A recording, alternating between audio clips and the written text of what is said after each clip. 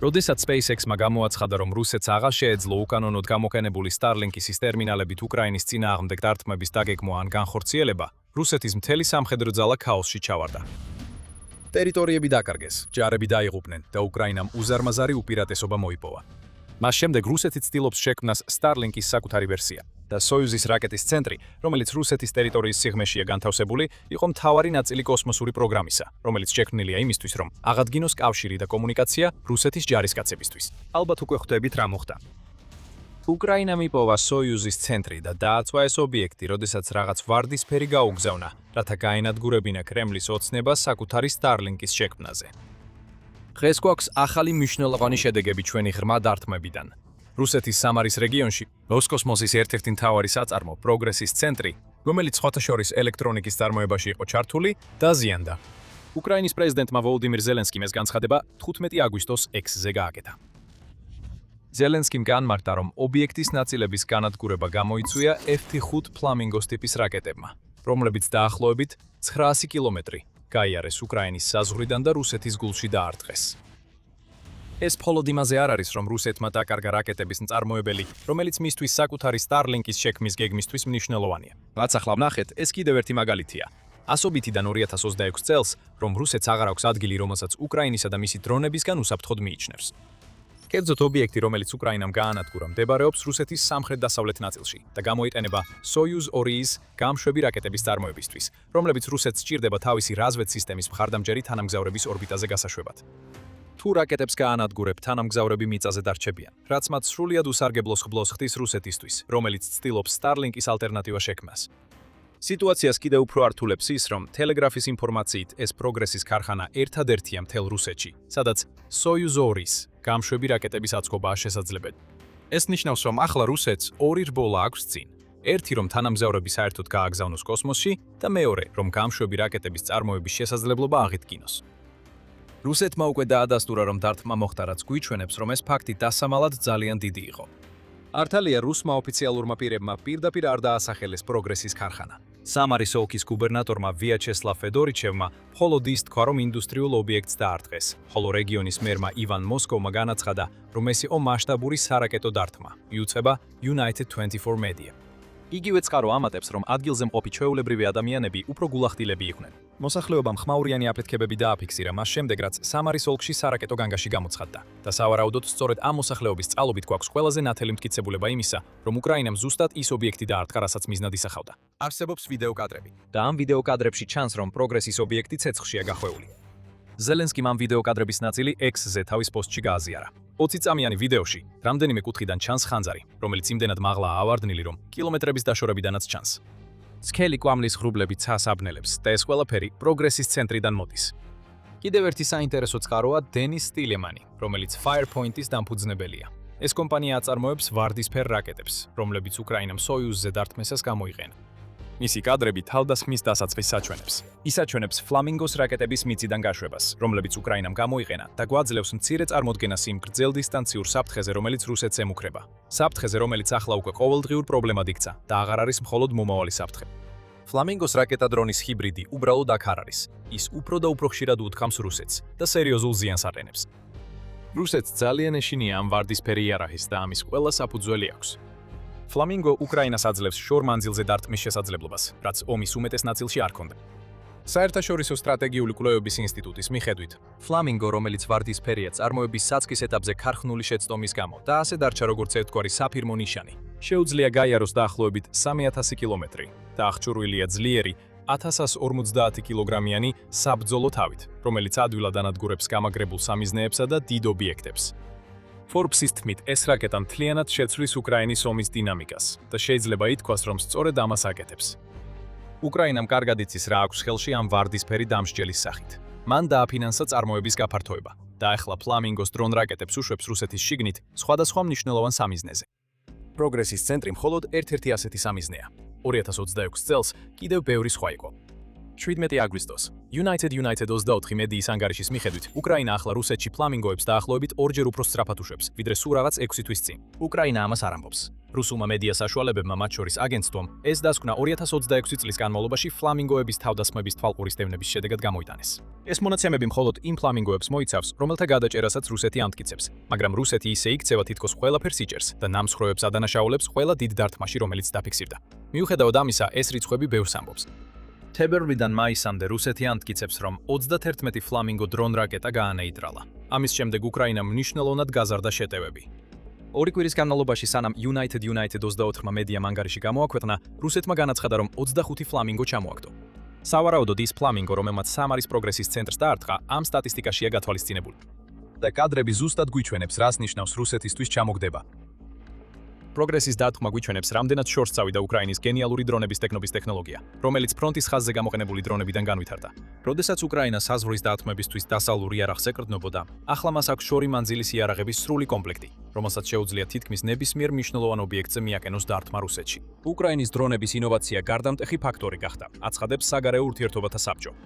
მან გზა გაუხსნა უფრო დიდ წარმატებას რუსეთის ტერიტორიაზე განხორციელებულ დარტყმებში, რომელსაც თან სდევს საშიში ცეცხლის ძალა, როგორც ეს ფლამინგოში ვიხილეთ.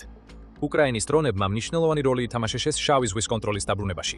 ერიმისთვის სტრატეგიის განხორციელება, რომელიც იზოლაციას უზრუნველყოფს ჯარისკაცების მსხვერპლი გარეშე, მსხვერპლის გარეშე, დააჩვენებს რუსეთს, რომ უსაფრთხოება უბრალოდ აღარ არსებობს მისი არც ერთი მნიშვნელოვანი ობიექტისთვის.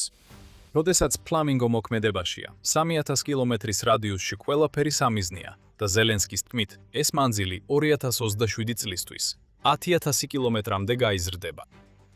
ეს ყველაფერი მიმართულია იმისკენ, რომ რუსულ საომარ მანქანას ფეხები გამოაცალოს. ეს სწორედ ისაა, რაც სამარაში ვნახეთ, სიმბოლურად რომ ვთქვათ. ერთი შეხედვით ეს კიდევ ერთი შორი მოქმედების სანქცია, რომელიც პუტინსა და მის კრემლის თანამოაზრეებზე ზეწოლის მიზნით იქნა დაწესებული. ყოველ ჯერზე, როცა ფლამინგო ან უკრაინის სხვა გრძელდისტანციური საშუალება მიზანს ხვდება, გზავნილი ეგზავნება ყველა რუსს, ვინც დრონების ბზუილს ისმენს, ან ხანძრის სითბოს გრძნობს. პუტინი მათ დაცვას ვერ ახერხებს. და მისი უნარობა დაიცვას თავად რუსეთი, სწორედ ის მიზეზია, რის გამოც სამხედრო ძალა ასე ცუდად მოქმედებს უკრაინაში. და რატომაც ასე ბევრი რუსი ადამიანი იხჭობა ეკონომიკური მარწუხებით, მაღალი ინფლაციითა და საპროცენტო განაკვეთებით, რაც მათთვის სესხების დაბრუნებას შეუძლებელს ხდის. მაგრამ სამარაში საქმე ბევრად უფრო ღრმად მიდის. ამაზე ადრე უკვე ვისაუბრეთ. პროგრესის ქარხანა ცენტრალური იყო კრემლის ყველა გეგმაში, რომელსაც უკრაინისთვის ამზადებდნენ. რუსეთს სასწრაფოდ სჭირდება თავისი თანამგზავრები ჰაერში. და მალე აგიხსნით, რატომ გაანადგურა სამარას დარტყმამ საბოლოოდ. მანამდე შეგახსენებთ, რომ თქვენ უყურებთ სამხედრო შოუს. თუ ჯერ არ გაქვთ გამოწერა, ეხლა საუკეთესო დროა დააჭიროთ ღილაკს. ჩართოთ შეტყობინებები და მოემზადოთ ყოველდღიური ვიდეოებისთვის, რომლებსაც უკრაინის ომზე ვაქვეყნებთ. უკვე შევეხეთ Starlink-ის ჩანაცვლების საკითხს. რუსეთს სჭირდება თავისი პროგრესის ბაზა, რათა ააშენოს გამშვები დანადგარები, რომლებიც მის რაზვეტის თანამგზავრებს კოსმოსში უშვებებენ. სამარას ობიექტი ერთადერთი რგოლი არ არის ამ გამშვები დანადგარების ჯაჭვში, მაგრამ ყველაზე მნიშვნელოვანია. სოიუზის გამშვები დანადგარებისთვის საჭირო კომპონენტები მთელ ქვეყანაში მზადდება, სავარაუდოდ იმისთვის, რომ უკრაინამ ერთ დარტყმაში არ გაანადგუროს მთელი მომარაგების ჯაჭვი. თუმცა ყველა ეს კომპონენტი ერთ ცენტრალურ წერტილში იყრის თავს, და ეს წერტილი არის პროგრესის ობიექტი, რომელსაც უკრაინამ 15 აგვისტოს დაარტყა. წარმოიდგინეთ თითქოს რუსულ ქათამს თავი მოაჭერით. სხელს შეიძლება კიდევ ცოტა ხანს შეეძლოს სირბილი, მაგრამ რასაც ეს სხეული გულს უგზავნის, ყველაფერი უშედეგოდ იფანტება მანამ, სანამ პროგრესის ობიექტი გათიშულია. რამდენ ხანს გაგრძელდება ეს, ჯერ კიდევ გასარკვევია. ტელეგრაფის ცნობით, დაზიანებული ობიექტის სატელიტური სურათები მიუთითებს, რომ საბორტე ელექტრონიკის აწყობის საამქრო განადგურებულია. ეს რუსეთისთვის მტკივნეულია. რაკეტა საბორტე ელექტრონიკის გარეშე შორს ვერ წავა და დიდი ალბათობით ყველაფერი, რაც სოიუზის გამშვებებში უნდა ჩაეტვირთათ, ახლა უკვე კვამლად იქცა. იმ ობიექტთან ერთად, რომელიც სპეციალურად ამ ელექტრონიკის ასაწყობად იყო შექმნილი. რუსეთს დრო დასჭირდება, რომ ეს სახელოსნო აღადგინოს და ყველა ის კომპონენტი შეცვალოს, რომელიც ამ მასშტაბურ ხანძარში დაიკარგა. რა ირონიაა. სატელიტურმა გამოსახულებებმა აჩვენა, რამდენად ცუდ მდგომარეობაშია რუსეთის საკუთარი სატელიტური პროექტი. იმის გასაგებად, რამდენად ცუდ მდგომარეობაშია რუსეთი, საჭიროა უკეთ გაიგოთ, რა უნდა გააკეთოს რუსეთმა იმისთვის, რომ თუნდაც ოდნავ მიახლოებული საკუთარი Starlink-ის მსგავსი რამ აამუშაოს. 17 აგვისტოს ანგარიში RBC უკრაინა წერს, რომ რუსეთს სჭირდება 12-დან 15-მდე სოიუზის გამშვები რაკეტის გაშვება ორბიტაზე, რათა განალაგოს რაზვედ სატელიტების ქსელი. თითოეული სოიუზ 2.1B ორბიტაზე 20 სატელიტის გაშვებას ახერხებს, რაც ნიშნავს, რომ რუსეთი გეგმავს თავისი თანამგზავრული დაჯგუფების ფარგლებში მაქსიმუმ 300 სატელიტი ჰყავდეს. თუ ეს ბევრად არ გეჩვენებათ Starlink-თან შედარებით, ეს მართლაც ასეა. სატელიტების ტრეკერის მიხედვით, Starlink-ს ორბიტაზე 10977 სატელიტი ჰყავს და სრული დაჯგუფების გეგმაში 42000 სატელიტია. საუკეთესო შემთხვევაში, რუსეთის საკუთარი Starlink-ის ვერსია რეალური Starlink-ის მხოლოდ 36 სტოლი იქნება. რუსეთს შეიძლება ამტკიცებდეს, რომ ეს პრობლემა არ არის. მას სჭირდება სატელიტური დაფარვა მხოლოდ უკრაინისთვის და შესაძლოა რუსეთის ზოგიერთი ნაწილისთვის და არა მთელი მსოფლიოსთვის ამ ეტაპზე. ეს შეიძლება ასე იყოს, მაგრამ უარყოფა შეუძლებელია, რომ რუსეთის გეგმები წარმოადგენს დაკარგული ტექნოლოგიის უხარისხო ვერსიას. ორიგინალის ცუდი ასლი, რაც თუ დავფიქრდებით, რუსეთს ზუსტად შეეფერება. საბჭოთა ეპოქიდან მოყოლებული რუსეთი ინოვაციების ნაცვლად იფარავდა და აკოპირებდა. იგივე ხდება ახლა, როცა რუსეთი ცდილობს უკრაინის დრონების დაკოპირებას, ხოლო რაზვედ სისტემაც ამის ბოლო მაგალითია. ამ ყველაფრის მიუხედავად, უარყოფა შეუძლებელია, რომ რაზვედ რუსეთისთვის ძალიან მნიშვნელოვანია. ნებისმიერი სატელიტური კონსტელაციის ორბიტაზე გაშვება, თუნდაც ის ვერ შეედრებოდეს Starlink სისტემას, რომელსაც რუსეთი ადრე უკანონოდ იყენებდა, მაინც სჯობს არაფერს. აი რატომ დებს რუსეთი ამდენ რესურსს ახალი სოიუზის კაფსულების შექმნაში, რომლებიც ერთჯერადი გამშვები აპარატებია და მათი დაბრუნება ან ხელახლა გამოყენება შეუძლებელია. რაც უფრო სწრაფად აშენდება ეს გამშვები აპარატები, მით უკეთესი იქნება რუსეთის მდგომარეობა უკრაინაში. და აი რატომ. წლების განმავლობაში რუსეთი უკანონოდ მოპოვებულ Starlink-ის ტერმინალებს იყენებდა ყველაფერში. დაწყებული დრონებით თავდასხმებიდან, დამთავრებული ფრონტის ხაზზე მყოფი დანაყოფებისა და უკანა შტაბებს შორის შეუფერხებელი კომუნიკაციის უზრუნველყოფით. ეს ყველაფერი დასრულდა 2026 წლის დასაწყისში, როდესაც SpaceX-ის დამფუძნებელმა ილონ მასკმა რუსეთის ძალებს Starlink-ზე წვდომას სრულად შეუწყვიტა. როგორც ჩანს, ეს გაკეთდა უკრაინული ტერმინალების თეთრი სიის და რუსული ტერმინალების შავი სიის შექმნით, რაც ფაქტობრივად ერთ ღამეში რუსეთს წვდომა შეუწყვიტა. ზემოქმედება მყისიერი და თვალსაჩინო იყო. თებერვლისთვის რუსეთის საბრძოლო შესაძლებლობები მკვეთრად შემცირდა. როგორც ერთმა უკრაინელმა დრონის ოპერატორმა, რომელსაც ჯოვანი ეძახიან, იმ დროს BBC-ს უთხრა: რუსებმა დაკარგეს ბრძოლის ველის კონტროლის უნარი. ვფიქრობ, მათ დაკარგეს შეტევის შესაძლებლობის 50%. ეს ციფრებიც ამას აჩვენებს. ნაკლები იერიში, ნაკლები მტრის დრონი, ნაკლები ყველაფერი. რუსეთი სრულიად მხილებული აღმოჩნდა და სასოწარკვეთილებაში ჩავარდა. ყველაფერში აირია და საკუთარ თავზეც კი წაბორძიგდა.